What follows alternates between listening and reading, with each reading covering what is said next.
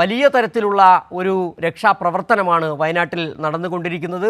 ഇനിയും കണ്ടെത്താനുള്ളവരെ രക്ഷപ്പെടുത്താനുള്ളവരെ രക്ഷപ്പെടുത്തുക, അത്തരത്തിലുള്ള വലിയ ഊർജിതമായ ശ്രമങ്ങൾ, കൂടുതൽ യന്ത്രങ്ങൾ ഈ വയനാട് ദുരന്ത മേഖലയിലേക്ക് എത്തിച്ചുകൊണ്ട് ആ രക്ഷാപ്രവർത്തനം നടത്തുന്ന രീതിയാണ് ഇപ്പോൾ നമുക്ക് കാണാൻ കഴിയുന്നത്. പടുകൂറ്റൻ പാറകളാണ് അന്നേ ദിവസം ആ ചൂരൽമലയിൽ നിന്നും മുണ്ടക്കയിൽ നിന്നും ഉരുൾപൊട്ടി ഒലിച്ച് ഈ താഴ്വാരങ്ങളിലേക്ക് എത്തിയത്. അവിടെ ഉണ്ടായിരുന്ന വെള്ളാർമല ഹൈസ്കൂളിൽ അടക്കം, വെള്ളാർമല ഹൈസ്കൂളിൽ തന്നെ വലിയ തരത്തിൽ ആ ഹൈസ്കൂളിൻ്റെ കെട്ടിടം തന്നെ നിരവധി ഈ വലിയ വമ്പൻ പടുകൂറ്റൻ പാറകളെ തടഞ്ഞു നിർത്തുന്ന സാഹചര്യമുണ്ടായി. വലിയ തരത്തിലുള്ള ഇതിലും വലിയ ദുരന്തത്തിലേക്ക് പോകാനുള്ള ഒരു സാഹചര്യമുണ്ടായിരുന്നു. ഏതായാലും വലിയ ഒരു രക്ഷാപ്രവർത്തനം ഇപ്പോൾ വയനാട്ടിൽ മുണ്ടക്കയിലും ചൂരൽമലയിലും ഒപ്പം തന്നെ അട്ടമലയിലും നൂൽപ്പുഴയിലും നടന്നുകൊണ്ടിരിക്കുകയാണ്. ചാലിയാർ പുഴയിലേക്ക് ഒഴുകിപ്പോയ മൃതദേഹങ്ങളെ കണ്ടെത്തേണ്ടതുണ്ട്. അതിനായും ശ്രമങ്ങൾ മറ്റു തരത്തിൽ നടക്കുകയും ചെയ്യുന്നുണ്ട്. ഒപ്പം തന്നെ ദുരിതാശ്വാസ ക്യാമ്പുകളിൽ കഴിയുന്നവർക്കുള്ള ആവശ്യമായ എല്ലാ സജ്ജീകരണങ്ങളും സർക്കാരും ഒപ്പം തന്നെ നിരവധി സന്നദ്ധ സംഘടനകളും അവിടെ എത്തിക്കുകയും ചെയ്തിട്ടുണ്ട്.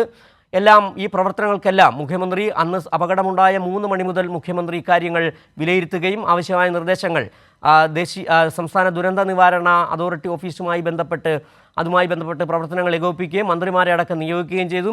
അങ്ങനെ കേരളം സർക്കാരും കേരളത്തിലെ ജനങ്ങളൊന്നടങ്കം വയനാടിൻ്റെ ദുരന്ത മുഖത്ത് തന്നെയുണ്ട് എന്ന് തന്നെയാണ് നമുക്ക് പറയാൻ കഴിയുന്നത്. ഇപ്പോൾ ദൃശ്യങ്ങളിൽ കാണുന്നത് ബെയിലി പാലത്തിൻ്റെ നിർമ്മാണവുമായി ബന്ധപ്പെട്ട പ്രവർത്തികൾ പുരോഗമിക്കുന്ന ദൃശ്യങ്ങളാണ് നമ്മൾ കാണുന്നത്.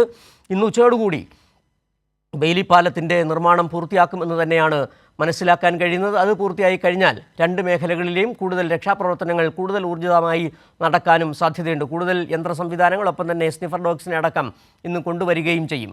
ഇനി ഇപ്പോൾ ഏറ്റവും പുതിയ കണക്കുകൾ പ്രകാരം 282 പേരാണ് വയനാട്ടിലെ ഉണ്ടായ ഉരുൾപൊട്ടൽ ദുരന്തത്തിൽ മരിച്ചത്.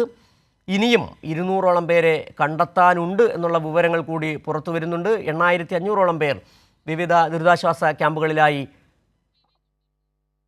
ഇപ്പോൾ PV കുട്ടൻ ഒരിക്കൽ കൂടി ചേരുകയാണ്. കുട്ടൻ, സർവകക്ഷി യോഗത്തിൻ്റെ ദൃശ്യങ്ങൾ നമ്മൾ കണ്ടു. മുഖ്യമന്ത്രി ഒപ്പം തന്നെ മന്ത്രിമാർ, വിവിധ കക്ഷി നേതാക്കൾ, ജില്ലയിലെ പ്രതിനിധികൾ, ഉദ്യോഗസ്ഥരടക്കം അവിടെ എത്തിച്ചേർന്നിട്ടുണ്ട്. നിലവിൽ സർവകക്ഷി യോഗം അല്പസമയത്തിനകം തന്നെ ആരംഭിക്കുമെന്നുള്ള വിവരങ്ങളാണ് നമുക്ക് മനസ്സിലാക്കാൻ കഴിയുന്നത്. ഉന്നതതല യോഗത്തിൻ്റെതായ എന്തെങ്കിലും തീരുമാനങ്ങൾ നമുക്ക് ലഭ്യമായിട്ടുണ്ടോ? എന്താണ് അവിടെ നൽകാൻ കഴിയുന്ന പുതിയ വിവരങ്ങൾ?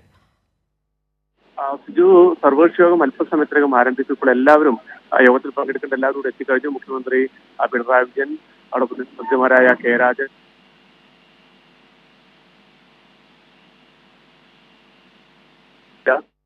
ചിഞ്ചുറാണി, അബ്ദുറഹ്മാൻ, GR അനിൽ ഉൾപ്പെടെയുള്ള മന്ത്രിമാരൊക്കെ ഇവിടെയുണ്ട്. കടന്നപ്പള്ളി രാമേന്ദ്രൻ ഇവിടെയുണ്ട്.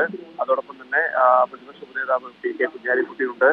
CPIM കണ്ണൂർ, CPIM വയനാട് ജില്ലാ സെക്രട്ടറി ഗജാരൻ ഉൾപ്പെടെയുള്ള നേതാക്കൾ, കൽപ്പറ്റ MLA TC പിച്ച് ഉൾപ്പെടെയുള്ള ജനപ്രതിനിധികൾ യോഗത്തിൽ പങ്കെടുക്കുന്നുണ്ട്, ഉദ്യോഗസ്ഥർ പങ്കെടുക്കുന്നുണ്ട്. യോഗശേഷം മുഖ്യമന്ത്രി മാധ്യമങ്ങളെ കാണും. അതിൽ ആ ബ്രീഫിംഗിലായിരിക്കും യോഗത്തിന്റെ തീരുമാനങ്ങൾ സംബന്ധിച്ച കാര്യങ്ങൾ അറിയിക്കുക. ശരി, PV കുട്ടനാണ് സർവകക്ഷി യോഗത്തിൻ്റെ വിവരങ്ങൾ നൽകിക്കൊണ്ടിരിക്കുന്നത്. ഇപ്പോൾ സർവകക്ഷി യോഗം തുടങ്ങാൻ പോവുകയാണ്. ഉന്നതതല യോഗം രാവിലെ മുഖ്യമന്ത്രി വയനാട്ടിലെത്തിയ ശേഷം ഹെലികോപ്റ്റർ മാർഗം അവിടെ എത്തിയതിന് ശേഷം ആദ്യം ഉദ്യോഗസ്ഥരുടെ യോഗം ചേർന്നു, അവലോകന യോഗം ചേർന്നു, അതിനുശേഷം ഉന്നതതല യോഗം ചേർന്നു. അതിന് പിന്നാലെയാണ് ഇപ്പോൾ സർവകക്ഷി യോഗം മേപ്പാടിയിൽ ചേരുന്നത്. അതിനുശേഷം സർവകക്ഷി യോഗത്തിൻ്റെ തീരുമാനങ്ങൾ മുഖ്യമന്ത്രി മാധ്യമങ്ങളോട് വിശദീകരിക്കും എന്നുള്ള വിവരങ്ങൾ കൂടിയാണ് PV കുട്ടൻ പങ്കുവച്ചത്. വലിയ തരത്തിലുള്ള രക്ഷാപ്രവർത്തനങ്ങൾ ഒരു വശത്ത് പുരോഗമിക്കുന്നു. അതോടൊപ്പം തന്നെ യോജിച്ചുള്ള ഏകോപന പ്രവർത്തനങ്ങൾ സർക്കാരിൻ്റെ നേതൃത്വത്തിൽ നടന്നുകൊണ്ടിരിക്കുകയും ചെയ്യുന്നു. ബെയിലി പാലത്തിൻ്റെ നിർമ്മാണം ഉച്ചയോടുകൂടി പൂർത്തിയാകുന്നതോടുകൂടി രക്ഷാപ്രവർത്തനങ്ങൾ കൂടുതൽ വേഗത്തിലാകും എന്നുള്ള വിവരങ്ങളാണ് നമുക്കിപ്പോൾ പങ്കുവയ്ക്കാൻ കഴിയുന്നത്. ഇപ്പോൾ നമ്മൾ കണ്ടുകൊണ്ടിരിക്കുന്ന ദൃശ്യങ്ങൾ ബെയിലി പാലത്തിൻ്റെ നിർമ്മാണവുമായി ബന്ധപ്പെട്ട തത്സമയ ദൃശ്യങ്ങളാണ് നമ്മൾ കണ്ടുകൊണ്ടിരിക്കുന്നത്. സേന ബെയിലി പാലം നിർമ്മിക്കുന്നതിൻ്റെ അവസാന ഘട്ടത്തിലേക്ക് എത്തിച്ചേർന്നിരിക്കുന്നു എന്നുള്ള വിവരങ്ങളാണ്. ഇതിനിടെ തന്നെ കേന്ദ്രമന്ത്രി സുരേഷ് ഗോപിയുടേതായ ചില പ്രസ്താവനകൾ കൂടി, ഇതൊരു ദേശീയ ദുരന്തമായി പ്രഖ്യാപിക്കേണ്ടതുണ്ടോ എന്ന് കേരളം സഹായത്തിന് ആവശ്യപ്പെടണം എന്നൊക്കെയാണ് ഒരു കേന്ദ്രമന്ത്രി ഇപ്പോൾ ദില്ലിയിൽ മാധ്യമങ്ങളോട് പറയുകയും ചെയ്തിരിക്കുന്നത്. വയനാട് ദുരന്തത്തിൽ 53 അംഗ ഫയർഫോഴ്സ് സംഘം തിരുവനന്തപുരത്ത് നിന്ന് പുറപ്പെട്ടിരിക്കുന്നു എന്ന വിവരം കൂടി ഇപ്പോൾ പുതുതായി വരുന്നുണ്ട്.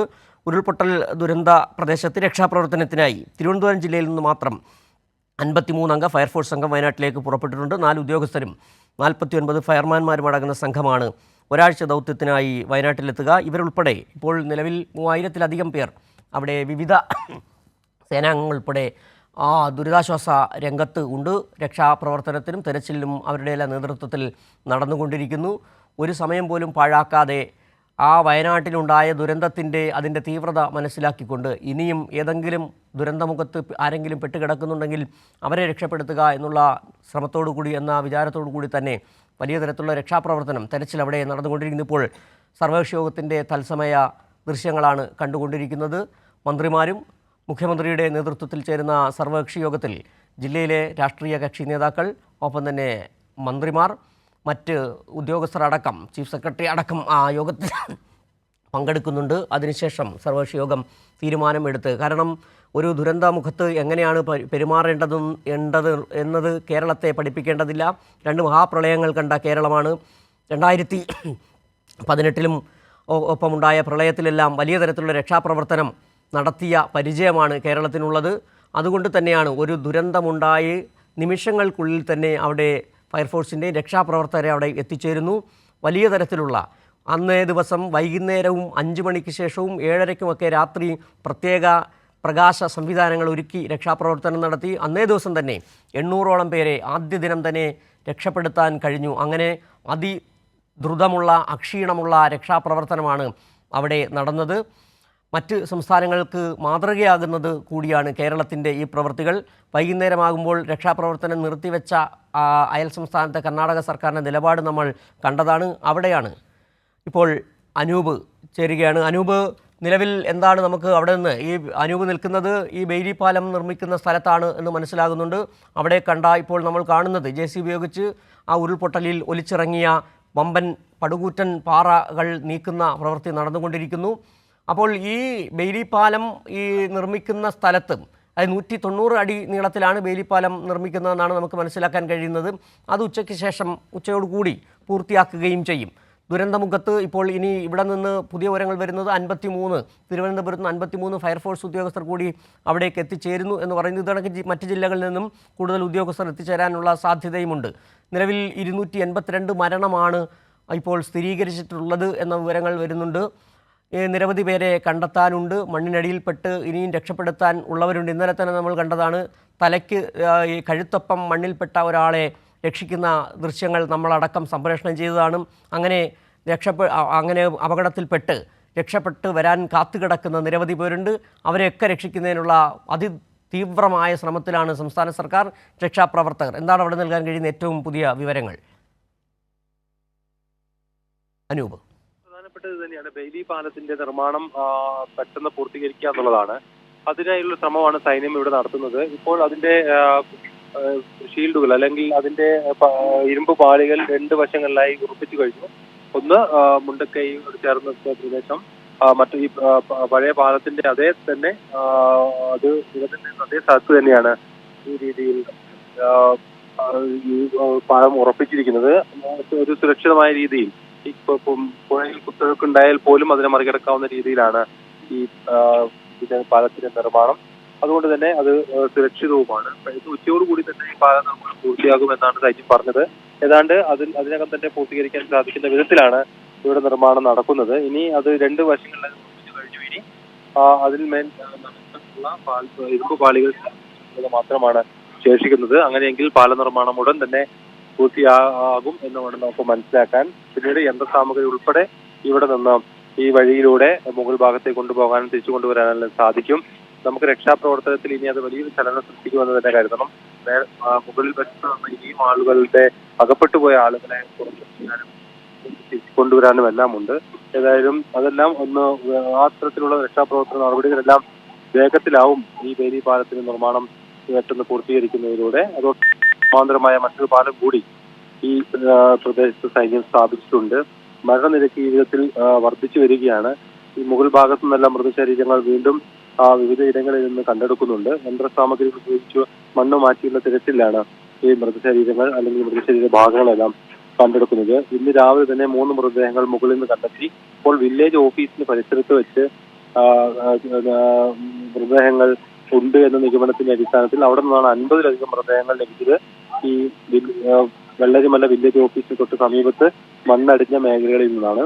അവിടെ മണ്ണ് മാറ്റിയുള്ള പരിശോധന തുടരുമ്പോൾ വീണ്ടും അവിടെ നിന്ന് മൃതദേഹങ്ങൾ ലഭിക്കുന്നുണ്ട് എന്നാണ് നമുക്ക് മനസ്സിലാക്കാൻ സാധിക്കുന്നത്. അങ്ങനെയെങ്കിൽ മരണനിരക്ക് ഇനിയും ഉയരാനാണ് സാധ്യത.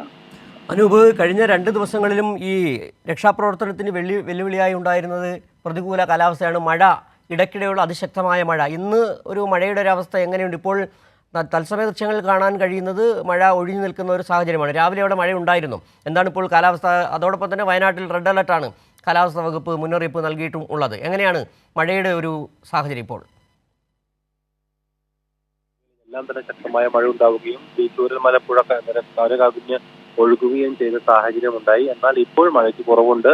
മഴ മാറി നിൽക്കുകയാണ്. അനുകൂലമായ രക്ഷാപ്രവർത്തനത്തിൽ ഉൾപ്പെടെ അനുകൂലമായ ഒരു സാഹചര്യവുമാണ് ഇപ്പോൾ ഈ ചൂരൽമല മുണ്ടക്കൈ മേഖലയിലുള്ളത്. അനൂപ്, നിലവിൽ നമുക്കറിയാം ഈ വയനാട്ടിലെ വിവിധ മേഖലകളിൽ ഈ അപകടമുണ്ടായ ചൂരൽമലയൊന്നും ഒരിക്കലും ഒരു പരിസ്ഥിതി ലോല പ്രദേശമായിരുന്നില്ല. ആ പ്രദേശത്ത് റെഡ് അലർട്ടിൻ്റെ ഒരു സാഹചര്യം ഉണ്ടായിരുന്നില്ല. ഇങ്ങനെ ഒരു ദുരന്തത്തിനുള്ള ഒരു സാധ്യതയും അവിടെ പ്രവചിക്കപ്പെട്ടിട്ടുമില്ല. പക്ഷേ വയനാട്ടിൽ തന്നെ ഇതുമായി ബന്ധപ്പെട്ട നിരവധി സ്ഥലങ്ങളുണ്ട് ഇത്തരത്തിൽ ഈ ഉരുൾപൊട്ടലിന് സാധ്യതയുള്ള മേഖലകൾ. ഈ മഴ തുടരുന്നത് ആ പ്രദേശങ്ങളിൽ വലിയ ആശങ്കയ്ക്ക് ഇടവരുത്തിയിട്ടുമുണ്ട്. അതുകൊണ്ട് തന്നെ സർക്കാർ വളരെ നേരത്തെ തന്നെ നിരവധി കുടുംബങ്ങളെ വിവിധ ക്യാമ്പുകളിലേക്ക് മാറ്റുകയും ചെയ്തിട്ടുണ്ട്. ഇവിടെ ഇപ്പോൾ നമുക്ക് മനസ്സിലാക്കാൻ കഴിയുന്നത് ഇവിടെ ചൂരൽമലയിൽ നിന്നും മുണ്ടക്കയിൽ നിന്നും നൂൽപ്പുഴയിൽ നിന്നും അട്ടമലയിൽ നിന്നുമുള്ള ഏകദേശം 8500ഓളം പേരെ വിവിധ ക്യാമ്പുകളിലേക്ക് മാറ്റിയിട്ടുണ്ട്. ഇനി ഈ മേഖലകളിൽ ഈ വേലിപ്പാലം പൂർത്തിയാകുന്നതോടുകൂടി കുറേ പേരെ കൂടി ആ മേഖലകളിൽ നിന്ന് ദുരിതാശ്വാസ ക്യാമ്പിലേക്ക് കൊണ്ടുപോകാനും കഴിയും. നിലവിൽ എത്ര പേർ ഇനി അവിടെ നിന്നും ഈ ക്യാമ്പുകളിലേക്ക് മാറ്റാൻ എത്ര പേരുണ്ട് എന്നത് സംബന്ധിച്ച് എന്തെങ്കിലും കണക്കുകളുണ്ടോ? ജില്ലയിലാകെയാണ് 8000-ൽ പരം ആളുകൾ വിവിധ ക്യാമ്പുകൾ 46ഓളം ക്യാമ്പുകൾ കഴിയുന്നത്. 9 ക്യാമ്പുകളിലായാണ് മേപ്പാടി, മുണ്ടക്കൈ, കുഞ്ചിരിമറ്റം തുടങ്ങിയ സ്ഥലങ്ങളിൽ അപകട ഭീഷണി നിലനിൽക്കുന്ന സ്ഥലങ്ങളിൽ നിന്നുള്ളവരെ മാറ്റിപ്പാർപ്പിച്ചതിൽ അതിൽ ദുരന്ത ബാധിതരും ഉൾപ്പെടുന്നു. അതേസമയം തന്നെ ഈ ദുരന്ത സാധ്യത നേരത്തെ തന്നെ ഇത്തരത്തിൽ നിർണ്ണയിക്കപ്പെട്ടിട്ടുള്ള അല്ലെങ്കിൽ അതിനുള്ള സാധ്യതയുള്ള മേഖലകൾ, പ്രത്യേകിച്ച് വൈത്തിരി താലൂക്കിലെ പൊഴുതന, വൈത്തിരി, മേപ്പാടി, മുണ്ടക്കൈ, അതുപോലെ തന്നെ ഈ പുത്തുമല തുടങ്ങിയ പ്രദേശങ്ങളെല്ലാം ഇത്തരത്തിൽ ലാൻഡ് സാധ്യതയുള്ള അല്ലെങ്കിൽ ഉരുൾപൊട്ടൽ സാധ്യതയുള്ള മേഖലകളാണ്.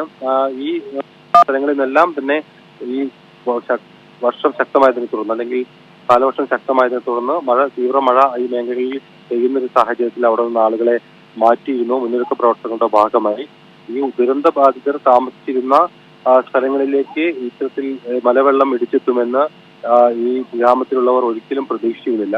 അത് മുൻപ് മുണ്ടക്കയിൽ ഉരുൾപൊട്ടിയ സാഹചര്യത്തിൽ പോലും പുഴയിൽ വെള്ളം കയറിയപ്പോൾ പോലും ഈ സ്കൂൾ നിൽക്കുന്ന പരിസരത്തേക്കൊന്നും ഇത്തരത്തിൽ പുഴ ഗതിമാറി ഒഴുകുകയോ മലവെള്ളപ്പാച്ചിൽ ഉണ്ടാവുകയോ ചെയ്തിട്ടില്ല.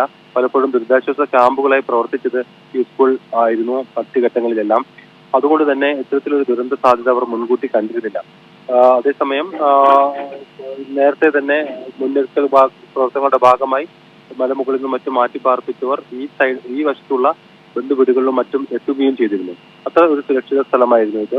ഇവിടേക്കാണ് പുഴ വഴിമാറി ഇരച്ചെത്തി അവിടെയുള്ള ജീവനുകളെയും വസ്തുവകളെയും എല്ലാം നശിപ്പിച്ച് ഒഴുകിപ്പോയത്. ഏതായാലും ഇപ്പോൾ മഴയുടെ ഒരു സാഹചര്യം തുടരുന്നതിനാൽ കൂടുതൽ ദുരിതാശ്വാസ ക്യാമ്പുകൾ തുടങ്ങാനുള്ള തീരുമാനം ജില്ലാ ഭരണകൂടത്തിന്റെ ഭാഗത്തു നിന്നുണ്ട്. നിലവിലുള്ള ക്യാമ്പുകൾക്ക് പുറമെ ബത്തേരി താലൂക്കിലും മാനന്തവാടി താലൂക്കിലും കൂടി കൂടുതൽ ദുരിതാശ്വാസ ക്യാമ്പുകൾ ആരംഭിക്കാനാണ് തീരുമാനം. ശരി, അനൂപാണ് വയനാട്ടിൽ നിന്നുള്ള ദുരന്തമുഖത്തു നിന്നുള്ള വിവരങ്ങൾ നൽകിക്കൊണ്ടിരിക്കുന്നത്.